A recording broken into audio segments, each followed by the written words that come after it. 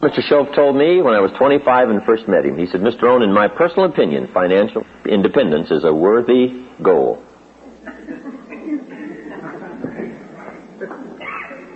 Now, he really said that for a reason, because a lot of people are having problems with financial independence simply because they have some moral issues really confused in their minds about the value of money, or the danger of money, or having too much money, or that the true values of life are not wrapped up in money, so money really doesn't matter that much. And some people have some problems in this area, and I'll admit I had some. When I first started making more money in 1 month than my father made in 1 year, at first I was very disturbed by that.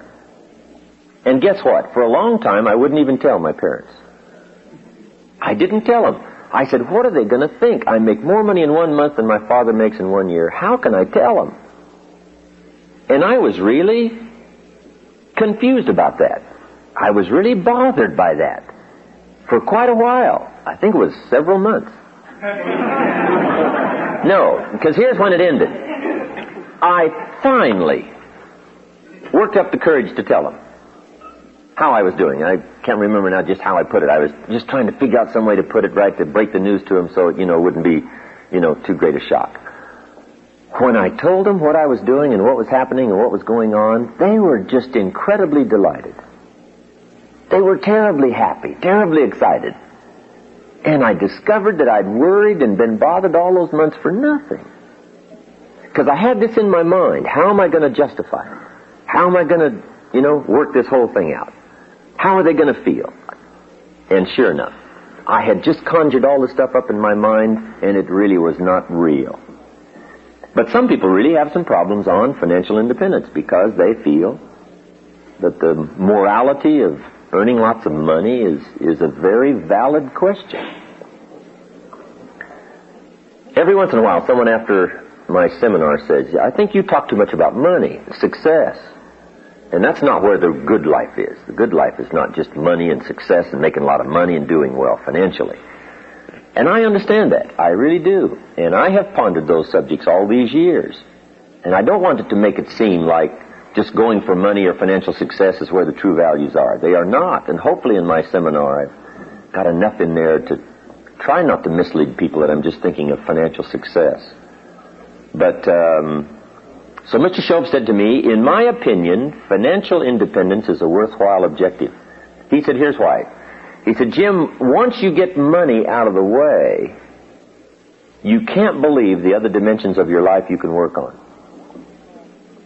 Once you solve the money problem, he said, now you'll have the time, more time, to work on certain other projects of your life that will really start to grow and expand. So he said, for that reason, I think financial independence is a worthwhile objective. And I know part of it's a moral question. There is a Bible phrase that says, the love of money is the root of all evil. But I'm sure the phrase is probably more correct in saying the love of money. The love of money. Now, when I did start getting some of those big bonus checks way back in those early days, my first crack at money, right? I wasn't too worried about, whether or not it was going to ruin me. One of my friends, right, his wealthy friend, when he started making a lot of big money, said, Robert, I don't know if I should give you all this big money or not. Said, money's ruined a lot of people. And Robert said, just try me one time. I mean, let's just see. So we're all willing to go through it, I'm sure, that first time.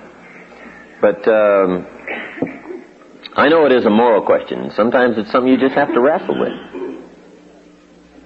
But here's what I found out. Financial independence is not something you have to throw away all other values to acquire.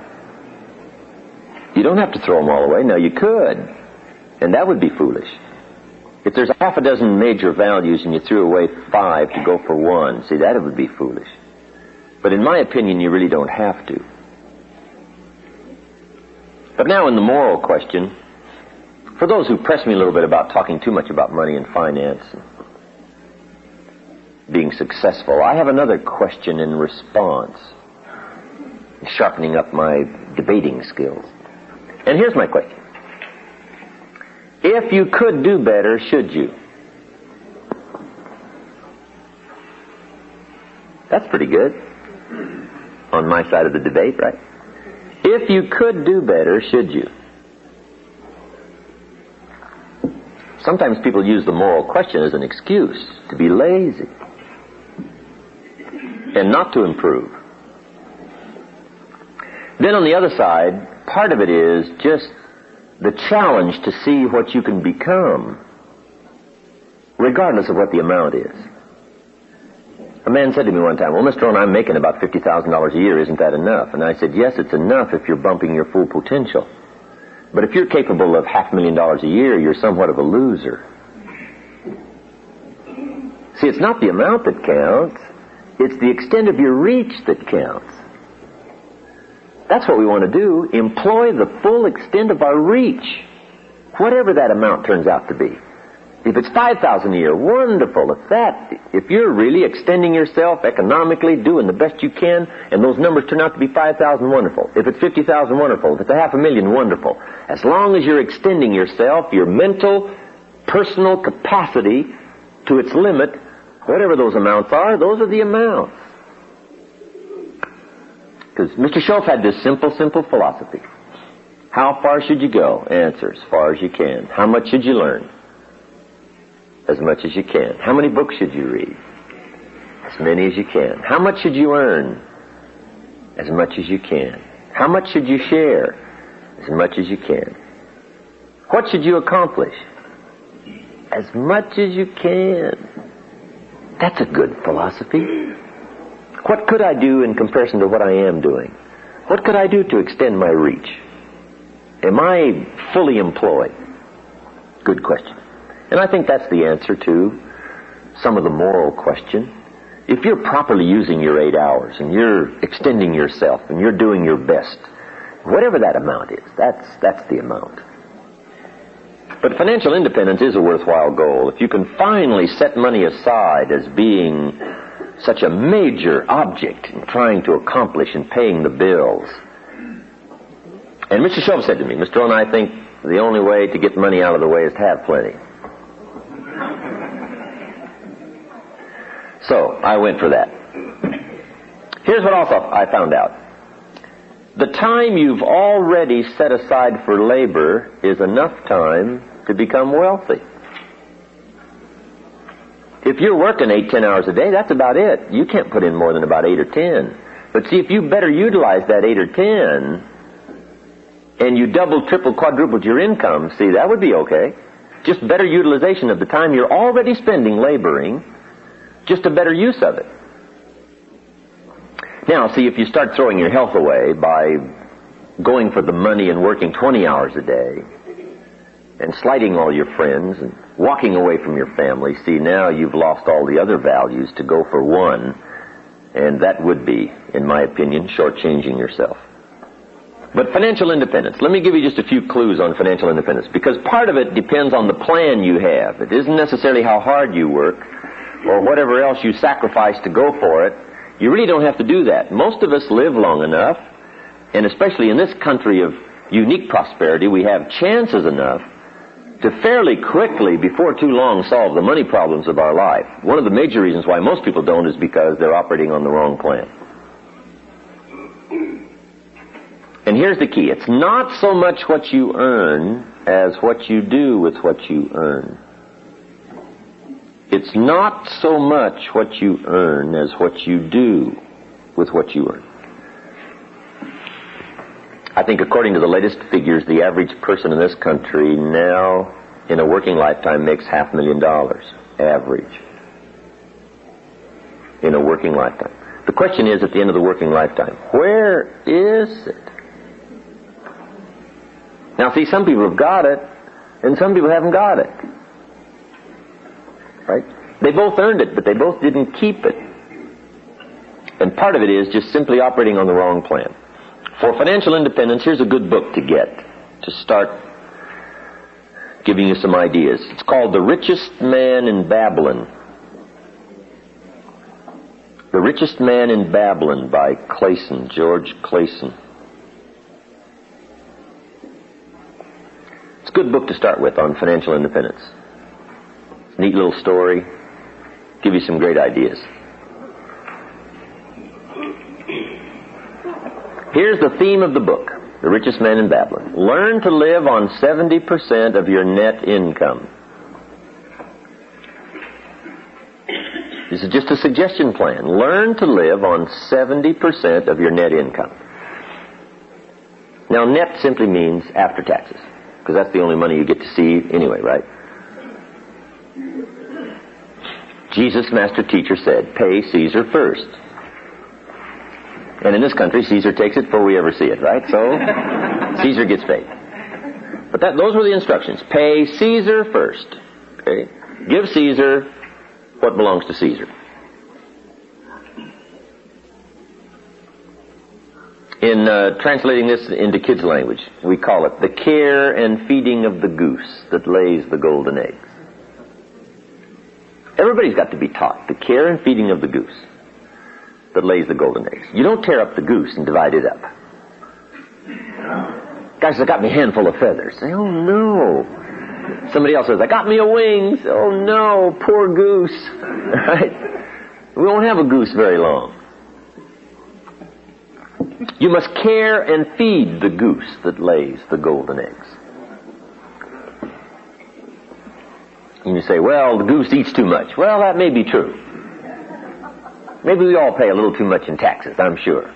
Right? The president is trying to get through the Congress some way to reduce our taxes so the goose won't eat too much.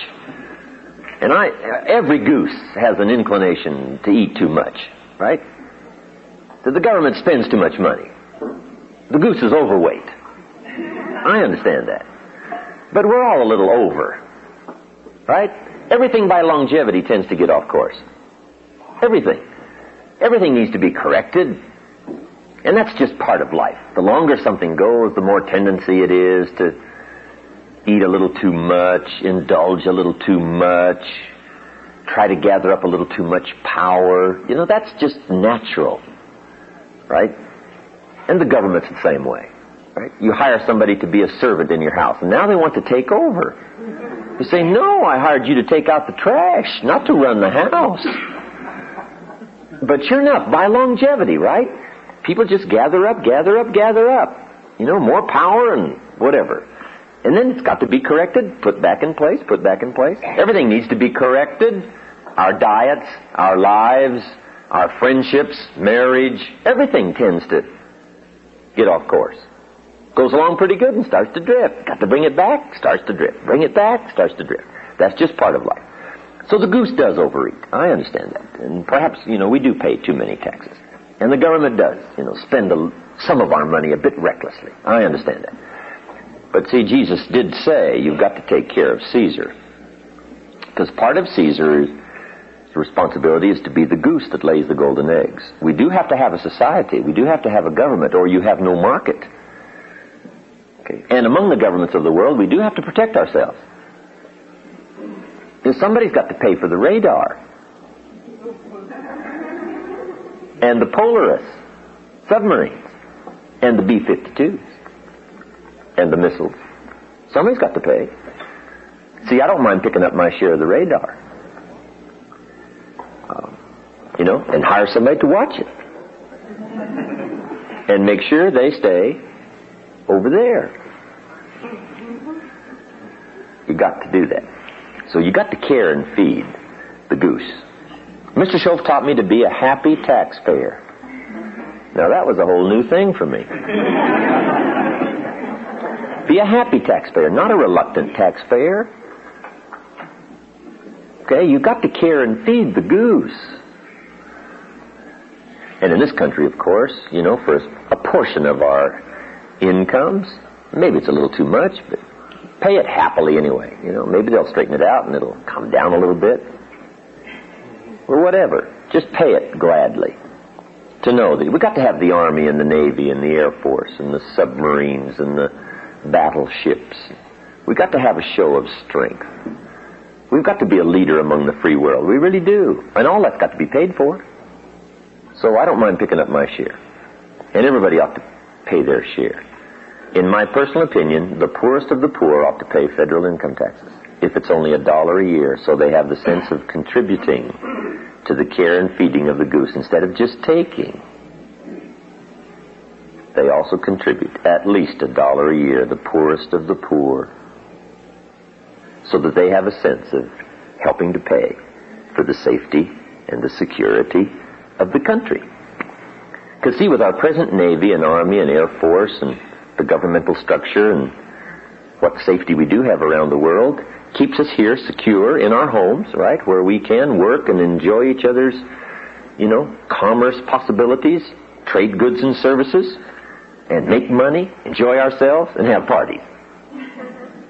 Now, if somebody's willing to do all that out there while we're here having fun, making money, and having parties, I don't mind picking up my share of the tab. Okay. So, Caesar's first. Pay Caesar first. Then, what you got left after Caesar needs to be divided up. And the book, The Richest Man in Babylon, gives you some suggestions on how to divide up your money and where to put it, so that you'll have a good plan. Everybody needs a financial plan. Because here's how you surely wind up broke. Spend all you make. So you just wind up broke. Now, in those early days way back there, I spent more than I made. That's why I'm making it down to budget. Finance. To finance the deficit in my spending. Okay. Some suggestions on what to do with the money you've got left now after taxes. One is, learn to be enterprising. Profits are better than wages.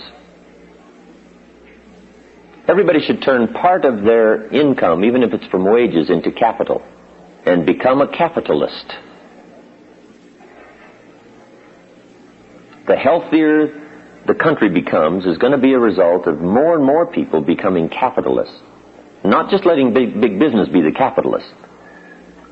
Now, communism teaches that all capital should be in the hands of the state, and we should take it out of the hands of the individuals because they're too dumb and stupid to know what to do with it. All we want them to do is just show up and do their work and go home and behave themselves and stay out of trouble. And we will take care of the capital, the government. Now, see, in this country, we don't believe that. Communism teaches everybody should blend into the mass to the glory of the state. And we all say, heck with that. The state is the servant, and all glory to the individual. That's what we believe in capitalism. Take the capital and divide it up among all the people, and let the people start a business and start this thing going with commerce and interchange of goods and services. And you will create a dynamic society unprecedented in the history of the world. And we've proven that that's true. But see, communism says, give the state all the capital. And we don't believe that. We believe that everybody ought to be capitalists. Use it in their own way. They'll think of things the state can't think of. And they'll react much quicker than the state will. Right? The state's always 2, 3, 4 years late. Government's always late. And they always spend too much money. Right? Capital ought to be in the hands of the individuals. Now, if you don't use capital and become a capitalist, and you don't, and you don't, and you don't, and everybody doesn't, pretty soon, guess what? Now the capital will all start going toward the state because the society has to survive. Okay, now these are just some of my personal opinions, but I'm entitled to those, right? I don't even claim they're right. I just claim they're my opinions. That way I'm off the hook. But anyway, be a capitalist. Make sure you've turned part of your income into capital. And so you can teach kids how to be enterprising and capitalists from the time they're little. Just little kids. You teach them how to have 2 bicycles. One to ride and one to rent.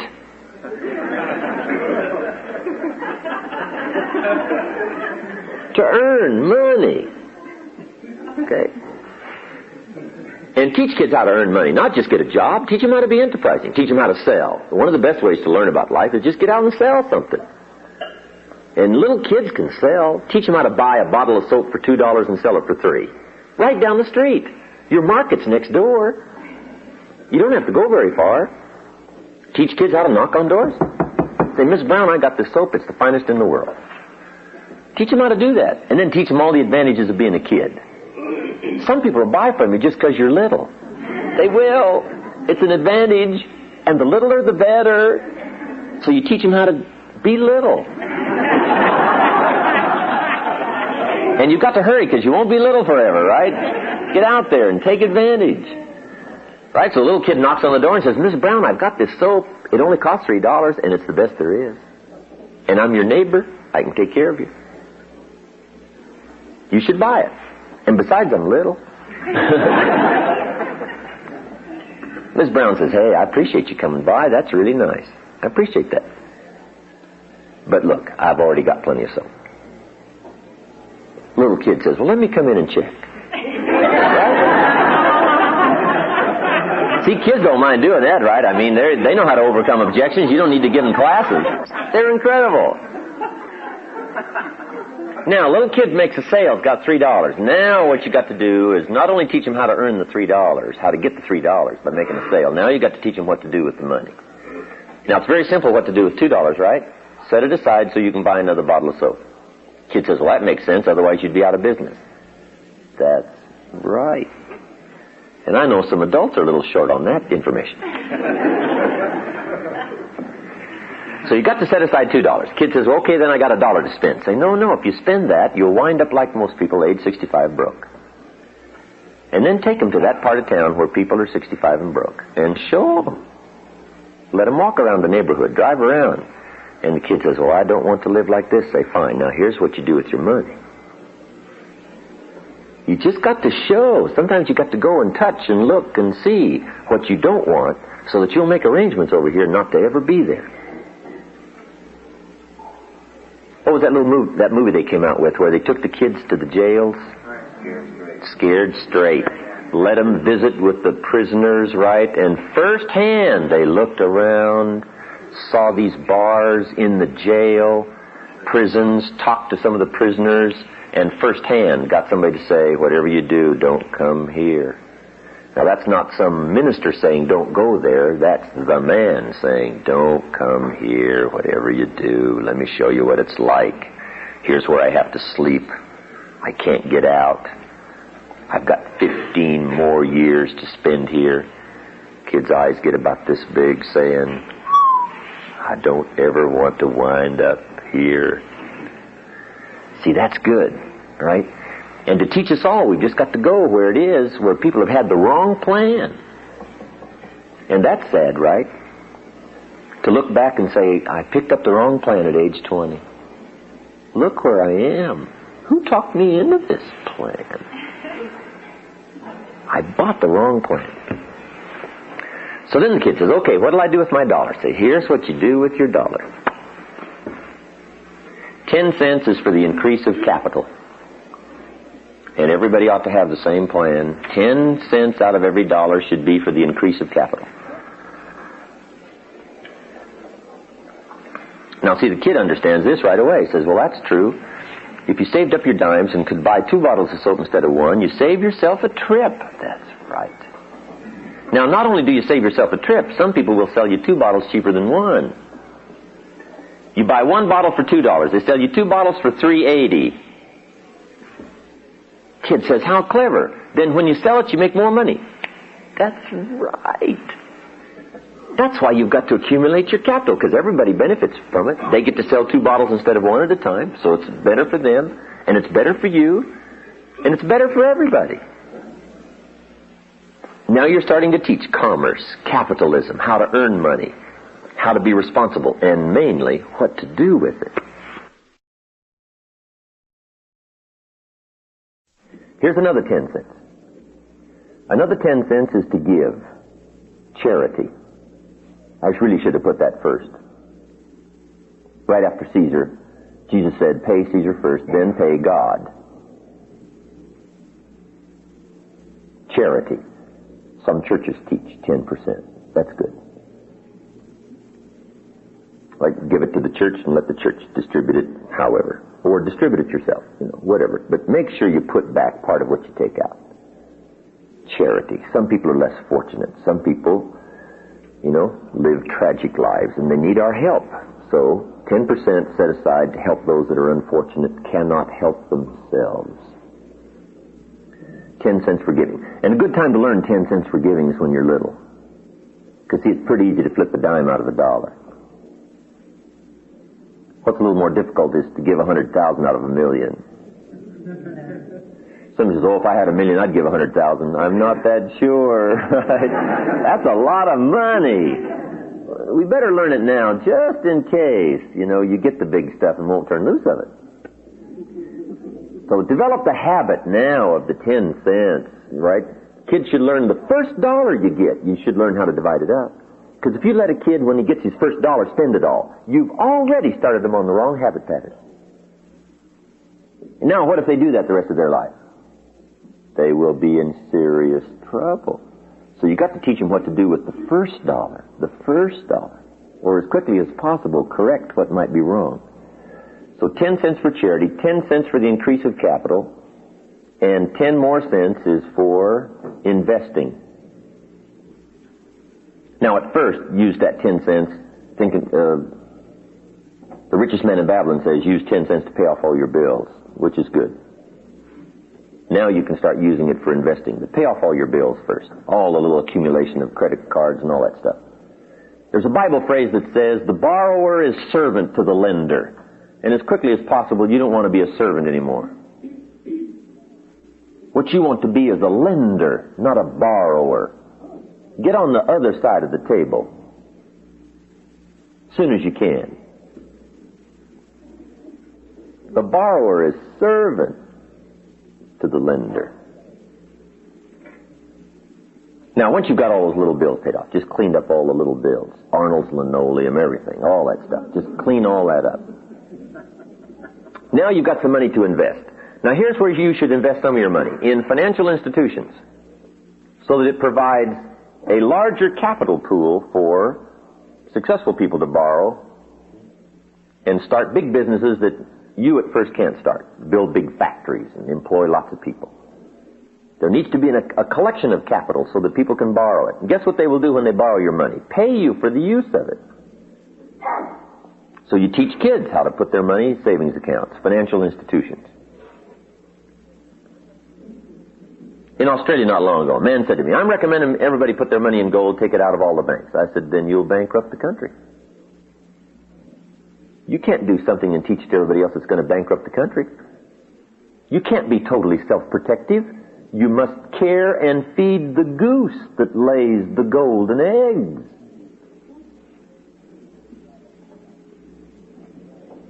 If you're going to drive on this society's streets, and if you're going to walk on society's sidewalks, and indulge in society's commerce and goods and services in the community, you've got to do your share to care and feed the goose.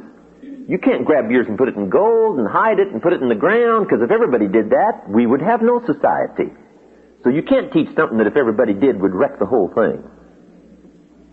He said, well, I never thought about that. I said, that's obvious. Right? Now you must think, you must ponder. What's going to help all of society? Somebody says, well, I'm going to grab everything I got, barricade myself, go off to a cave in the mountains and wait with a gun. Well, if everybody did that, right, then the world would be over. And God would have to start all over again. Which He's done on occasion. But most people didn't enjoy the process.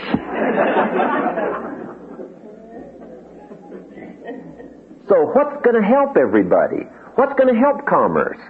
What can I do on my part on taxes and my part on savings and my part on helping financial institutions that will build businesses and employ more people and keep the health of the country going and alive? Right? You just have to think, not just about yourself. Right? Self-thinking is for the development of skill. Now we need to think also outward about what can I do? My part, my 10 cents, my percentage. And you can teach this to kids. Put your money in financial institutions. Kid says, well, do you get it back? Say, sure you get it back. They borrow it for a while and give it back to you. And they also pay you interest on it. Pay you money for using it. Kid says, how clever. And then you give him the blockbuster. He says, yeah, but what do they pay kids? And you give him the good news. Same rate as they pay adults. Now you can start acting big. Because now, number one, you are a lender instead of a borrower, and you're getting paid as much as adults. Even if you're 10, they pay you the same percentage. Kid says, wow. Now then, you also have to teach kids how to be happy taxpayers. Because kids become taxpayers as soon as they spend money. They go down to the local store, spend 50 cents. Shopkeeper wants what else? 3 more cents. Kid says, it says 50 cents here. Says, it's 53 cents. You got to give me 3 more cents. Kid says, well, what's that for? Who gets that money? Now, at age 10, he's a taxpayer. 3 cents he's got to cough up. Out of his hard-earned money. He earned it. It's his. Kid says, the shopkeeper says, you got to give me 3 cents. It's taxes. Little kid says, well, I'm only 10. Doesn't matter. At 10, you become a taxpayer. Now you've got to teach kids how to be happy taxpayers and what the 3 cents is for. Otherwise, they will be confused. So you teach them what the 3 cents is for. See, see the sidewalks and the streets? Everybody can't make their portion of the street. You don't have the equipment. So what we do is we all gather up this money from all of us, and we pay somebody to build these streets and these sidewalks. So you have something to ride your bicycle on, and you can go places. Kid says, well, that makes sense. Then here's my 3 cents. I'll make my contribution. It's part of the care and feeding of the goose that lays the golden eggs. And then you also teach kids. See the police car going there? You own that. It's yours. And the guy in it's one of your servants. Servants. Called public what? Servant. So at age 10, you got some servants. Servants. Taking care. Keeping the bullies away. When you get in trouble, give a call. See, once kids understand, once people understand where the money goes, what's it for, make the happy contribution, divide up your money gladly instead of reluctantly, okay, then you can just change a lot of this inner turmoil. And you get more excited about participating and doing your part and learning skills and growing, so that you become an incredibly unique part of society rather than a reluctant part and a foot-dragging part and an unhappy part and a miserable part, and you do it with animosity instead of joy. So you can imagine what the complex of society and how it would change if everybody had those feelings. But if enough of us do, see, we'll be able to affect all the others, at least in some measure. What you do with your money. So now we've got 30% set aside. Learn to live on 70. Okay? Caesar first, then God, 10 cents for increase of capital, 10 cents to invest. Live on 70. Now, once you get doing extremely well, you can even start living on less and less and less, because the amount is more and more and more. Now, a few more tips on financial independence, and we'll take our first break. Here they are. Number 1, if you haven't done it in a long time, put together a financial statement on yourself. A financial statement simply is a piece of paper divided in half, and on one side is all the list of your assets, the value of your assets. On the other side of the paper is all that you owe, called liabilities. Then you subtract one from the other, and that now is called your net worth. Mr. Shope asked me, have you put together a financial statement recently? I said, I never have put together one. He says, well, now's the time to do it. And I wasn't too happy about putting together that first one. I says, well, it's not going to look that good. He said, it doesn't matter how it looks. You got to have one. To get where you want to go, first of all, you got to know where you are. Say, where am I, without kidding anybody? Okay, now this first financial statement, you don't have to publish it in a public record. It's for your own private eyes to see, but you got to see where you are. Take a look. Now, when I put my first one together, I had no problem on the liability side. I mean, that was long list. Budget, finance, they were all on there. Money I'd borrowed from my parents. I mean, it was all on there, right? On the asset side, though, I really started scraping the bottom of the barrel. I put the value of my shoes on there. I put shoes. There was $10 at least, right? I mean, I'm scraping. So I won't look so bad, right? But anyway, so if you're putting together your first one, right, whatever you got to do, make it look as good as you can. But also, make sure it's accurate, and make sure you take a good look at where you are. Now then, play this financial independence program like a game. Be delighted in reducing your liabilities and increasing your assets. Once I got the hang of this, I started putting together a financial statement about every 30 days, sometimes even less. If I knew the picture had changed quite a bit, I'd draw me up a new financial statement so I could put away the old one.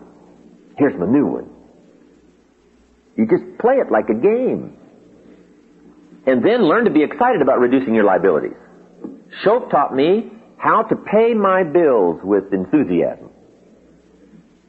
Now, see, that was a whole new thing for me. He said, the next time you pay $100 on an account, put a little note in there and say, with great excitement I send you this $100. He says, you won't believe what it'll do on the other end, right? When they get that note. But he says, most important of all, you won't believe what it'll do on your end.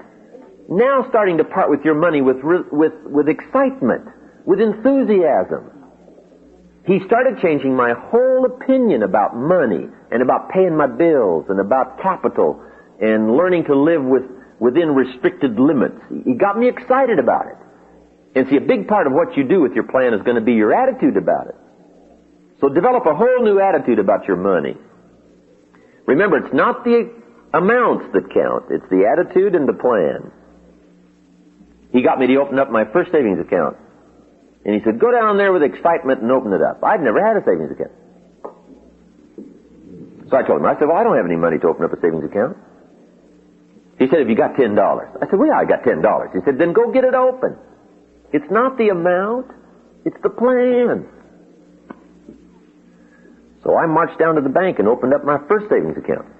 Now that took a little bit. I'm a grown man.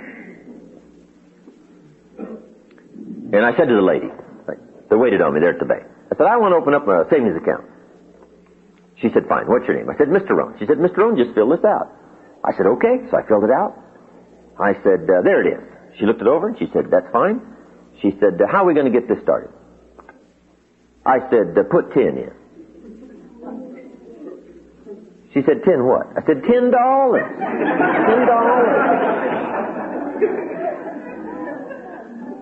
Now, Shoaff said, be enthusiastic. Now, see, I had trouble there. I'm 25, I'm married, my family's starting, I'm working, and I've been to college, and I'm opening up my first savings account with only $10. Now, that was tough. But Shoaff said, swallow hard and just go do it. Do it with excitement, because it'll change. It's the plan that counts and not the amount. Wow. So I put the $10 in. I said, hey, this doesn't look like much, but I said, I'll tell you what, before long, I will have the largest savings account in this bank. She said, well, if you say so. Guess what? Within less than 2 years, I had the largest savings account in that bank. In less than 2 years. Shoaff was right. It wasn't the amount. It was the attitude. It was my new plan. I got excited about rearranging my life, putting it together. Here's a couple more. Keep strict accounts. Have you ever heard the old expression, I don't know where it all goes? Let me give you probably one of the most important phrases of the whole weekend. You've got to know where it all goes. You just got to know. The Rockefeller boys said their father, grandfather, made them keep track of every penny they got and where it went. It's called habit. You just gotta know where it's going, what's happening, get a handle on it. It's part of how you become financially independent. Because I found out, even early in the game when I was making some pretty good money, I found out you could make $5,000 a month and go broke. Somebody says, how could you go broke making $5,000 a month? It's easy. Spend $6,000. And 9 months from Thursday, it's over, right? If your outgo exceeds your income, your upkeep becomes your downfall. You gotta know where it goes. So keep strict accounts. Now then, when you can start investing, start a little business on the side, do a little buying and selling. See, some of the people just got incredibly wealthy in this part of the country, right, in real estate in the last 12, 15 years. Unbelievable. Be on the lookout for buying. Now, collectively, for us, in doing business, we have somebody who specializes in looking for investments. But until you can afford that kind of luxury where people can look and find places, to put your money to get best advantage of making it useful as well as making money, you've just got to be sharp enough on your own to do some buying, do some selling. Now, so you can even teach kids how to make proper investments. What if kids bought light bulbs 3 years ago and just put them aside, put them away? Went down to Safeway and bought them. And brought them home, put them under the bed, put them in the closet. 3 years ago. What are they worth today? 2 or 3 times as much as they were 3 years ago. How would you like to make that kind of return on your money? Incredible. Kid says, light bulbs, I never thought about that. Just buy some and set them aside. Buy 1, buy 10, buy a dozen, buy 100. Save up your money, put them in light bulbs, set them aside. Okay? 3 years later, now you got some light bulbs to sell. At an incredibly inflated price. Kid says, well, yeah, where do you sell light bulbs? Same people that are buying your soap. Just right down the street.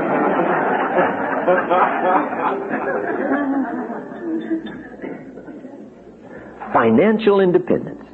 Put your plan together and get your family excited about it. Get the kids excited about it. Husband excited. Get the wife excited. This is something that if everybody works on, if everybody has a financial statement, if everybody's knowing where it's going, and everybody has a celebration every once in a while when the assets are going up and the liabilities are coming down and the net worth is changing, make it a source of celebration. Right? We're among an incredible group in comparing financial statements. I think the major guy in our group's worth about $50 million. So, he becomes an incredible incentive for the rest of us. It's nice to have somebody around, right, that's carrying that kind of heavy, right? It gives you something to shoot for. You're looking and say, I'm looking pretty good. And then you see somebody else's financial statement, you say, well, I got a little ways to go. But anyway, play it like a game, get excited about it, develop the skills and how to earn money, thinking of enterprises, investments, developing more skills so you can earn more money, but then have an incredibly excellent plan on what to do with your money. And sure enough, very quickly, the first year, the second year, the third year, you can't believe the changes that'll start to be made. And the major change, of course, is in your own self-confidence, and that's where riches come from, self-confidence. It's not the growing bank account. It's your growing awareness that you're in charge. You got a plan. You're on track. It's changing because you changed it. It's different because you made it different. It's growing because you made certain commitments to yourself. And those kind of feelings are where the treasure is. Because the true treasure is in personal development. Happiness is not contained in what you get. Happiness is contained in what you become. But sure enough, what you become is related to what you get. So you can take a look at what you've gotten and have great satisfaction that you're the one that designed it. You're the one that defined it. You just didn't let it drift and get into trouble. You made the changes. You made the hard decisions. So for your own financial independence, get the book, get some other books, do some reading, make it a game, play it, have a plan, change your attitude, become a happy taxpayer, pay your bills with enthusiasm. Put all this together, and I'll tell you what, it'll start to change. You won't believe. Okay, financial independence.